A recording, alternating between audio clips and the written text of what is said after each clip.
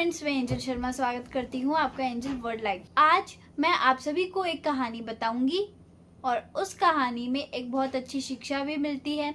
ये कहानी देवराज इंद्र की है। अगर मेरे से इस पूरे वीडियो में कोई भी गलती हो जाए तो मैं उसके लिए क्षमा प्रार्थी हूँ। चलिए जानते हैं कि क्या है इस कहानी में। एक बार की बात है, एक ऋषि थे जिन्होंने काफी ज्यादा तपस्या की थी कि स्वर्ग के देवराज इंद्र भी भयभीत होने लग गए थे कि कहीं वे ऋषि मेरा सिंहासन न छीन ले। अब देवराज इंद्र एक शिकारी का रूप धारण कर लेते हैं और तीर कमान लेकर उन ऋषि की कुटिया में जाते हैं। उनसे अर्ज करते हैं कि ऋषि मुनि जी, आप कृपया करके ये तीर कमान अपनी कुटिया के एक कोने में रख लीजिए, क्योंकि मुझे अभी फिलहाल कहीं पे जाना है और मैं इसे साथ में लेके नहीं जा सकता, वरना मैं मुश्किल में पड़ जाऊंगा। अब ऋषि मुनि बोलते हैं कि मेरा इससे क्या ताल्लुक, मैं एक सीधा साधा ऋषि हूँ। यह अस्त्र तो जीवों को मारने के लिए, उनका विनाश करने के लिए इस्तेमाल किया जाता है। मैं इसे अपनी कुटिया में नहीं रख सकता, ना ही इसे अपनी आंखों के सामने रख सकता हूँ। तब देवराज इंद्र उनसे बहुत प्रार्थना करते हैं कि बस इसे आप कुटिया के एक कोने में रख दीजिए। आप भले ही इसे ना देखिए, लेकिन इसे कृपया करके एक कोने में रख लीजिए।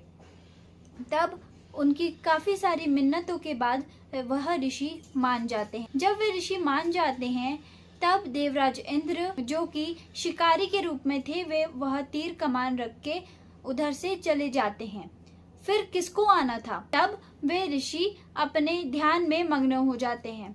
अपना ध्यान करने के बाद वे देखते हैं कि वहाँ पे तीर कमान है। फिर वे एक दिन सोचते हैं कि पहले हम भी राजा हुआ करते थे, तब इस तीर कमान से कितने शिकार करते थे, कितना निशाना लगाते थे, हम कितने अच्छे थे तीर कमान चलाने में। एक दिन ऋषि के मन में एक और ख्याल आता है कि चलिए एक बार, सिर्फ एक बार निशान लगा के देखता हूँ कि मेरे से निशाना अब भी लग सकता है कि नहीं। इसे तो काफी साल हो गए हैं, लेकिन चलो फिर भी एक बार कोशिश कर लेता हूँ। फिर उसके बाद दोबारा उसे देखूंगा भी नहीं। अचानक से जब वे तीर कमान ले लेते हैं और निशाना लगाते हैं, तब वे निशाना एकदम ठीक लगता है। उनका शौक बढ़ने लगता है और वे तीर कमान चलाते चलाते इतने ज्यादा मग्न हो गए थे कि उन्होंने ध्यान छोड़ दिया था और वे धीरे धीरे करते करते शिकारी ही बन गए। फलों में भटकने लगे और शिकार करने लगे। तो इस कहानी से हमें ये शिक्षा देती है कि ये जो मन होता है वो बहुत धोखे देता है। अगर इसे जरा सी भी ढील दो तो झट से बुरी आदतों को पकड़ लेता है। अगर आपको ये कहानी अच्छी लगी है तो इसे आगे भी शेयर कीजिएगा, ताकि ये और लोगों तक पहुंच सके। Thank you.